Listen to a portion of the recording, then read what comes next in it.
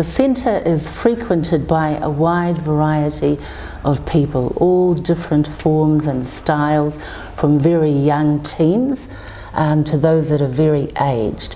And over the years that the centre has been opened, we seem to be constantly relating to the same question.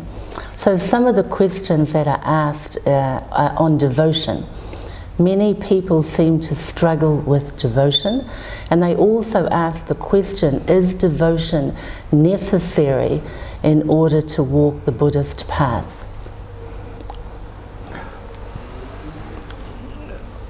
I think from Buddhist point of view, the devotion has to be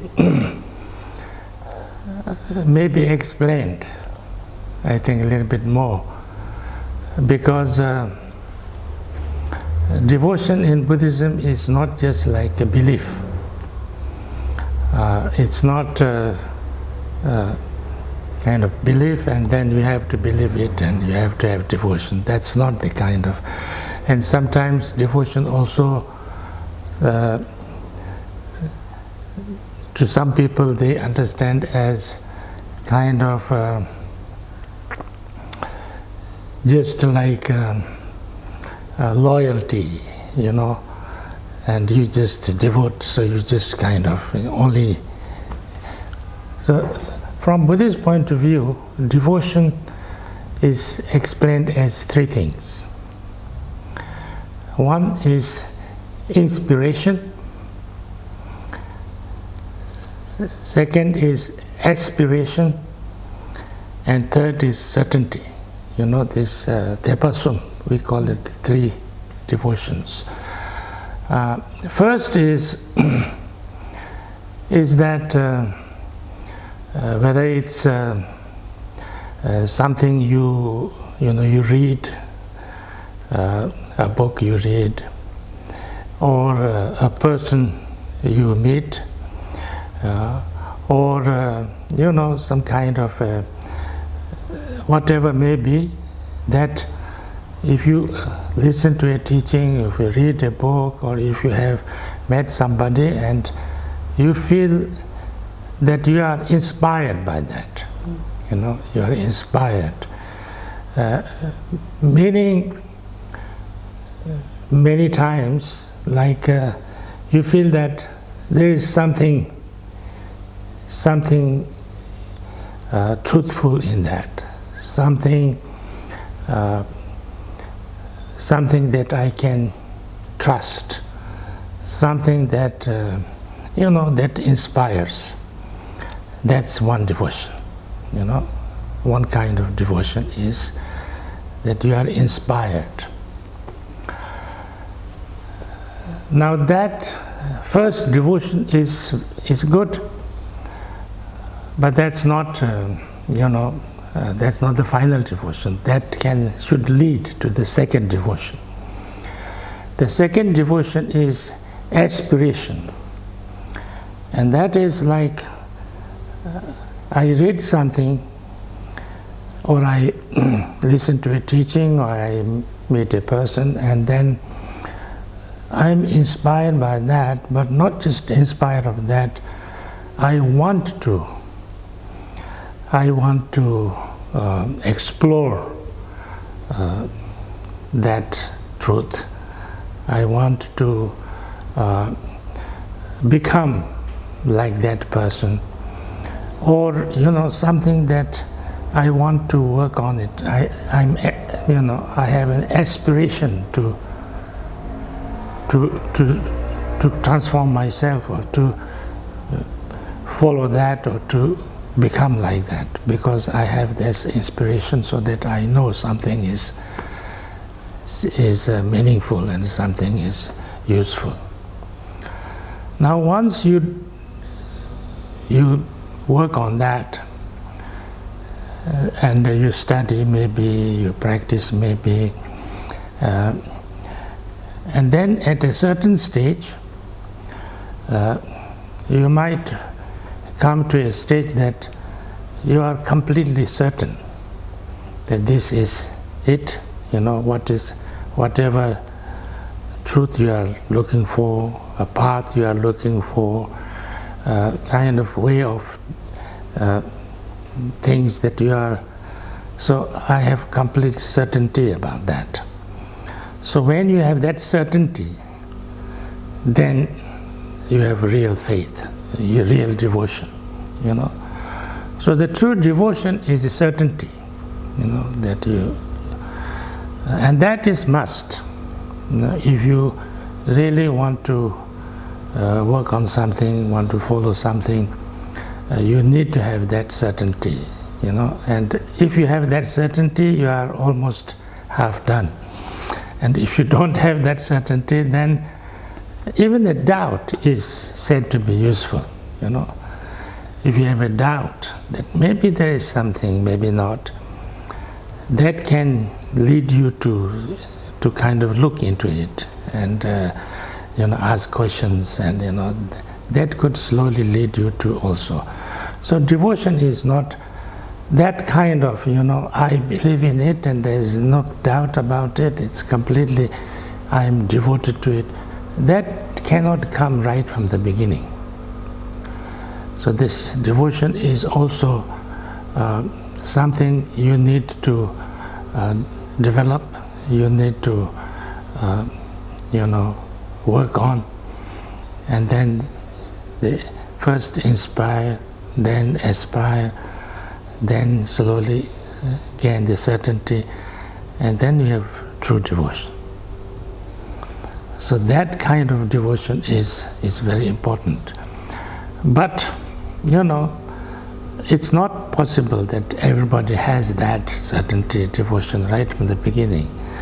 So to expect for myself also, and for others also, that I have to have devotion right from the beginning, that's not possible, you know. The devotion has to slowly come. Sometimes people say, you know, in the teachings and things like that, you have to see your root guru as Buddha. That's a little bit difficult demand, you know. You can't just, unless you really know, you can't believe that, you know, your teacher is Buddha. Now, but it can happen slowly. There is a story about Karmapa and Milarepa. So Karmapa had, you know, a dream of Milarepa, and also just heard the name Milarepa. And as soon as he heard the name Milarepa, he became so inspired that he had to sit down, and you know, tears flew, and like for quite some time he couldn't, like, all thoughts went off and things like that. And then he searched for Milarepa and finally found him. And then he was very inspired, and he, you know, he took all the teachings and things like that, and then he was trained, and then all his teaching was, you know, was completed. And then not very long he stayed with Milarepa, but then after some time, I think only not more than 2-3 years at least, you know. And then his teacher told him that now I've taught you everything that I have, as if, you know, kind of something poured from one vessel to another, completely finished. Mm-hmm. So now you don't have to hang around me, and you have to go back to where you come from, that's the central Tibet, and you practice there. And you practice there, and you just do retreat and things like that, and there will be a time when you will see me, your old father, as complete Buddha. And until that happens, you don't need to teach. You can teach after that. So he a little bit thought that, oh, I see him like a Buddha now. I have no doubt about him. I am so devoted, and I am so, you know. But then he went back and he was practicing, and then when he actually got the complete realization, that time the way he saw his teacher became different, because then he saw that, because he got the complete result of the teachings that he received, so he actually became realized like a Buddha. So therefore then his confidence and kind of clarity of him as a Buddha was completely without any speck of doubt. So so it became really like seeing his teacher Milarepa as Buddha. So it's like that. It has to slowly grow. So I cannot expect that right from the beginning. Even if I have a very good, I'm inspired and I'm very, I'm very confident about the qualities of my teacher. It's not easy that I can see him or her as Buddha, but that has to come slowly. Thank you, Rinpoche. So Rinpoche, the other question that comes up quite a lot is when I was told, when the 16th Karmapa entered America, he was asked, what is the most expedient practice that can benefit Westerners?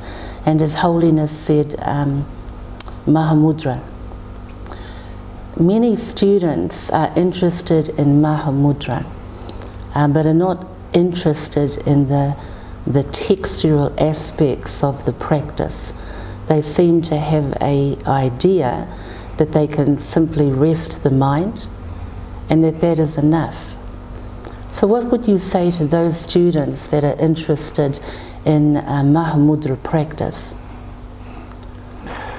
Well, actually mahamudra is the one of the what we call as the pith instructions,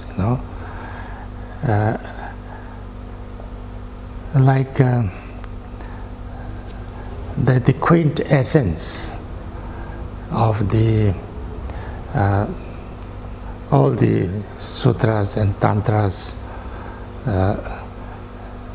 and the teacher totally mastered all this tantras and sutras, and then those who either somebody who has actually gone through the study of all these sutras and tantras to subsum it and to give it as an experience instruction given, or sometimes who cannot go through all these, so a kind of a set of instructions to essential instructions of the ultimate kind of nature of the phenomena, nature of your mind. And that's mahamudra.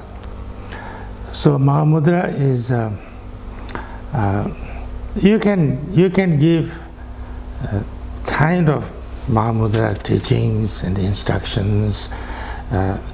In fact,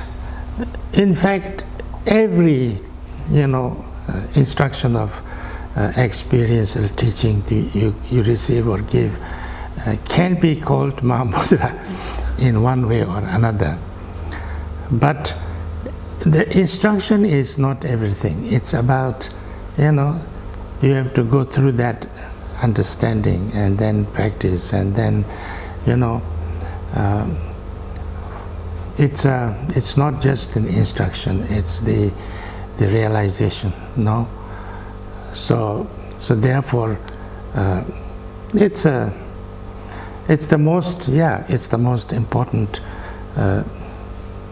teaching, and in one way, it could be said the most appropriate because it's not, generally,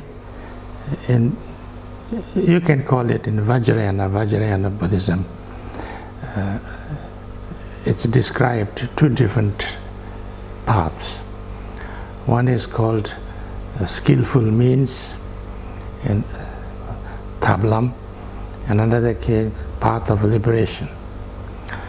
So, path of liberation is not going through lots of different kind of practices and visualizations and mantras and all kind of different things that you need to do, but directly to the nature of mind, or to experience the nature of reality. And that is the one of the, mahamudra is, there are many of this kind teachings in Tibet, like Dzogchen is one, mahamudra is one, then Lamde is one, many others like that. So these kind of teachings, the mahamudra, so it's something that, it's not to do with lots of mantras or lots of visualization or lots of those things, but directly, pointing out to the way your mind is, and to understand. If you really get that, then you don't need much other things. So it is important, but it's not just. Yes, that is also slowly leading to like shamatha meditation, vipassana meditation. Both is also part of the mahamudra. So, but then, as mahamudra is the kind of culmination of the whole practice. So therefore, actually, anything becomes a part of it or leading to that. So therefore, even devotion becomes important means to get to mahamudra.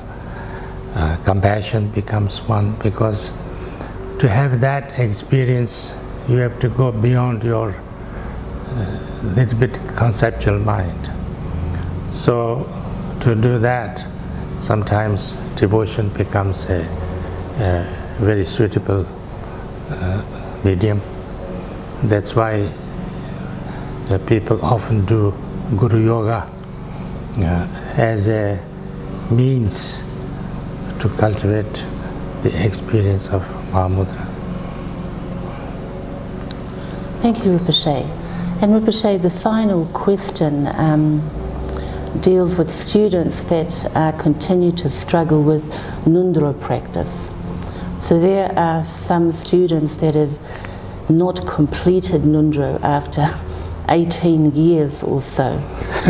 What I'm saying is it worthwhile persevering when the length of time in order to complete the practice and then maybe move into other practice like Vajrayogini, when the struggle with the mahamudra has created barriers and frustration? What do you think is the best way to help?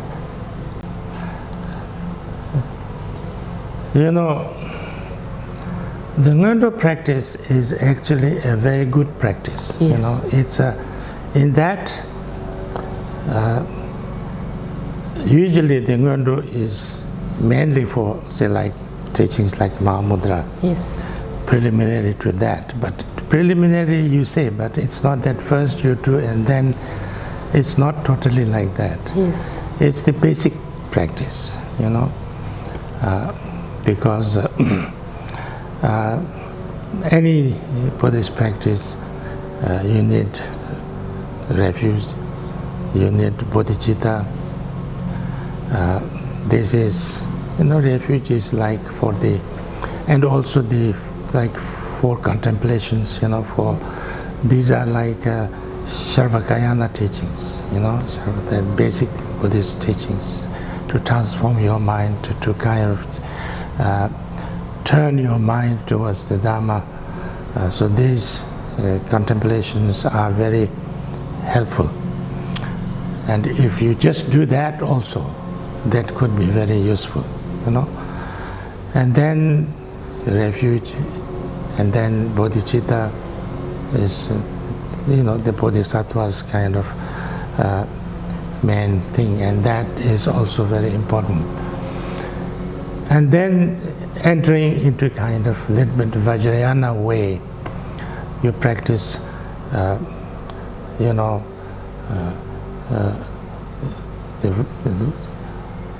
Vajrasattva and mandala offering. Vajrasattva is purification. Yes.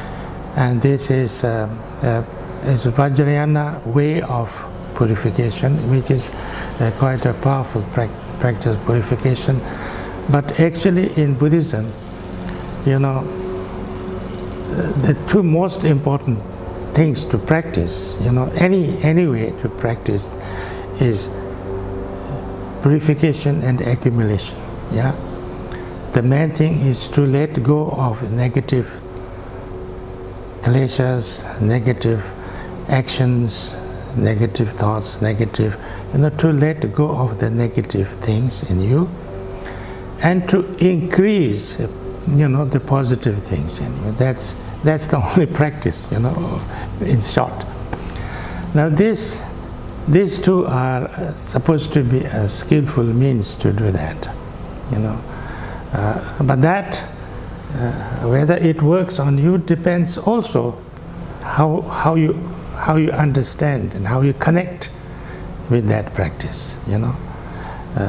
Western people mostly, I feel that they can connect with Vajrasattva practice more easily and quite okay, but they have difficulties to connect with mandala. Yes. Offering. I think it's because in the mandala you have kind of very strange kind of visualizations of Mount Meru and 4 continents, and like all those things which you never think about in our daily life. Yes. And but that's, I think, not so important. I think that's there because that's in that text, but the main thing is to kind of to offer, to kind of let go of all positive things, Yes. like Vajrasattva is to let go of all negative things, Yes. Any kind of negative actions you have done, any negative emotions you have, any negative reactions you have, all negative karma, everything, negative things you don't hold, you just let go. That's the main practice. And mandala offering is to let go of all positive things. Yes. You have a beautiful thing, you let go, you make an offering. The whole universe, you let go, you make an offering. All your positive karma, positive, any positive thing you have, you dedicate it, you give it to all, to everybody, you offer it. So when you can let go of everything that is not good and everything that is good also, so then you have worked on your aversion and attachment. Yes. So that's the real practice. So this ngondro is not just like a ngondro, like preliminary, that you have to do certain numbers and then finished, and then you do other things. It's not like that. This is the foundation practice, the real practice. Yes. That's why many great masters have said that actually the ngondro practice is much more deeper than or profound than any actual practice. Yes. So therefore, you can never stop practicing ngondro. You know, you have to practice ngondro anyway, all the time. So therefore, it's not something that you just do and finish with, and then. But of course, you know, say like this, many prostrations and things like that is not very easy. You know, it's kind of designed for, I think, for Tibet, yes, where we had nothing else to do. There was nothing called a job. You know, you didn't have to go at any time. You know, there's no question of employment. There's no question of, you know, all those things. So you did these things. But now, you know, everybody has to, you know, get up at very early and then do the things, and then, you know, then you have to, and it's not easy, though. But some people do. Yes. And so it all depends on how much you can connect with it. Yes. So if you can connect with it, it's good to do a little bit. But I don't think it's absolutely necessary. And so it's you know, it depends. But these are all real, you know, real practice in a way. Yes. Yeah. So, and then Guru Yoga. So then, within Guru Yoga, you do the mahamudra and other things. Yes. So, for the Tibetans, usually they, unless they do the ngondro, they finish the ngondro 100 and, you know, nowadays, yes, 110,000. To make it, you know, in case they made mistakes. Yes. But this is also not totally, you know, it is not some tradition came from India. Yes. There is no story that Marpa did this ngondro or Byarepa did this ngondro, yes, or any great masters of that time in India who they did ngondro. There's no question of, no story of that. So it was not there that time. It doesn't mean that they didn't do the prostrations, they didn't do Vajrasattva. They of course did all those, you know, things, and even they did all those things, but not in this style and, yes, in this set. This is a little bit came later on, I think, in Tibet. But it's a good one. You know, it's quite a compact practice. But if you know, some people cannot complete it like, you know, 100,000, I think it's not a big deal, I think. The main thing is working on yourself, no? Yes.